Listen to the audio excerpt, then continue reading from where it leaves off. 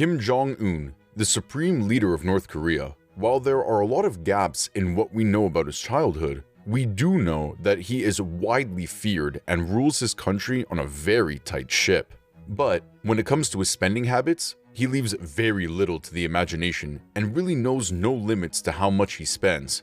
From armored cars and numerous palaces to theme parks and well over 30 pianos, we're about to tell you exactly how Kim Jong-un spends his $100 billion fortune. Kim Jong-un. Okay, granted, the controversial North Korean leader's personal fortune only stands at an estimated $5 billion, but it is widely thought that he controls an estimated $100 billion fortune. And who would be able to rein in their spending if they had that much money at their fingertips?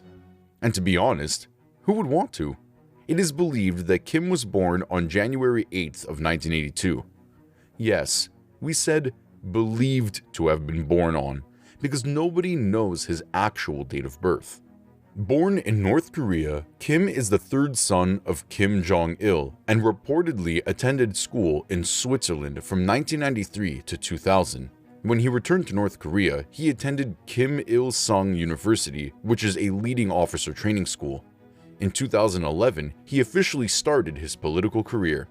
And with quite a bang, if we can put it that way. He started his reign by having the majority of his father's top executives removed or executed, including his uncle. Having stepped into power with such force means nobody, and we truly mean nobody, was about to tell him to spend less or differently.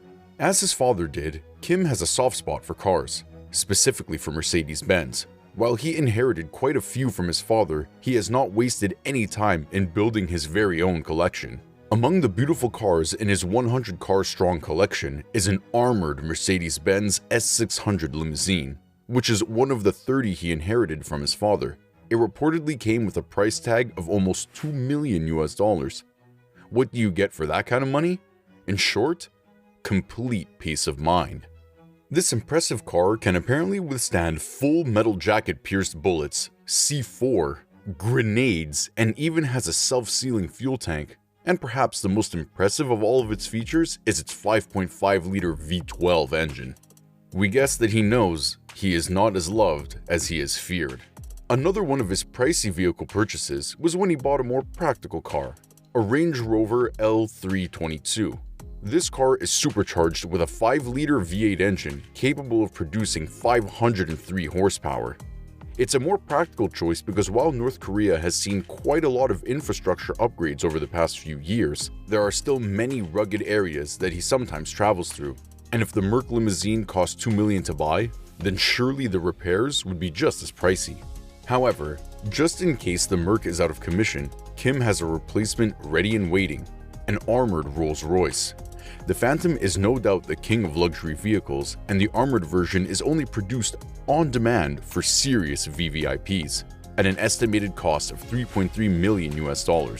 Yet, with so many trade sanctions in place, we're not really sure exactly how Kim managed to get his hands on one. Of course, having a jaw-dropping car collection is of no use when you have nowhere to park them, right? It turns out the Supreme Leader has some pretty expensive taste in properties as well. And at the last count, Kim had about 17 magnificent palaces. It is thought that his main palace is linked to most of the others via underground tunnels. And yes, all of his palaces are apparently also nuke-proof. Here's what we can tell you about his main palace. It's in North Korea's capital, Pyongyang, and is protected by multiple military units along with a high-voltage electric fence and even minefields. It is even reported that Central Luxury Mansion has its very own train station and sports stadium. Did we mention the 1,000-seat capacity cinema, stocked with a collection of 20,000 films, most of which are from the West? For relaxation, Kim apparently enjoys a bit of golf, and it should come as no surprise that according to the legend, he comes from a long line of golfers. So naturally, he has more than one private golf course. They come at a price of around $3 million just to develop, and another $500,000 per year in maintenance fees. When he really wants to take a break though, he escapes to his private island, obviously.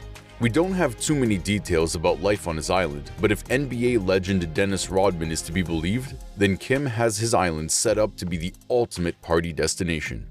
Rodman and Kim have a very unlikely friendship, and Rodman says that he has been to Kim's island a few times in the past. He reportedly has people all over the island ready to party at the drop of a hat.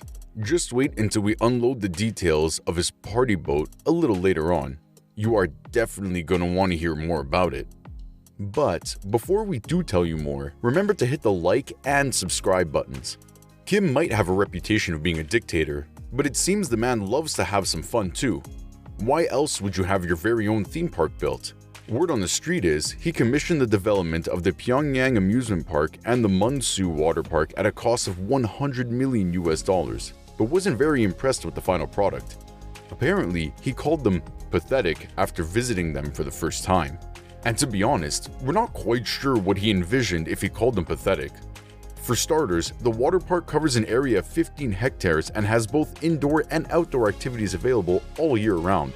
Furthermore, the park has a total of 14 water slides, a volleyball court, a basketball court, a rock climbing wall, a hair salon, a buffet restaurant, a cafe, and a bar. All finished off with a life-size statue of Kim Jong-Un in the foyer of the indoor swimming pool.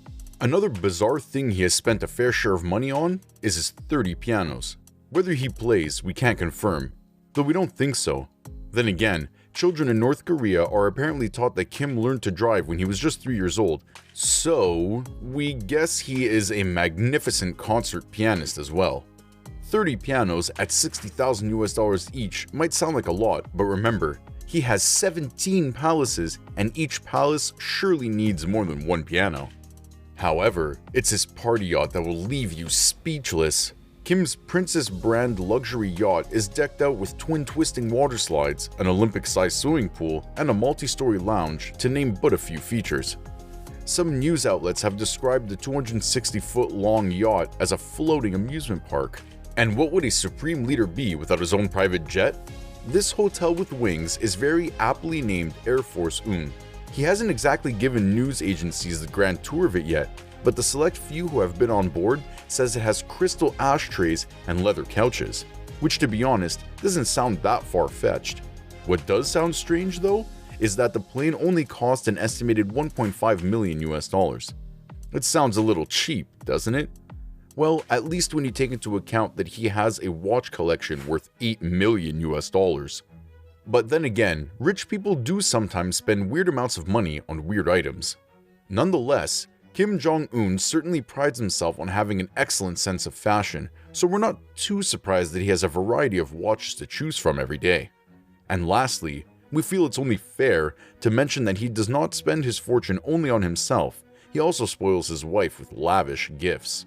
Kim has been married since 2009 and is known to give his wife some really expensive presents, such as a $1,500 Christian Dior handbag. Yes, we know, in comparison to his $8 million watch collection, it doesn't sound like much of a gift. But remember, the average North Korean household is incredibly poor. A household only earns about $1,000 per year. There really is no stopping Kim when it comes to shopping. And to be quite honest, we're curious to see what he decides to spend his billions on next.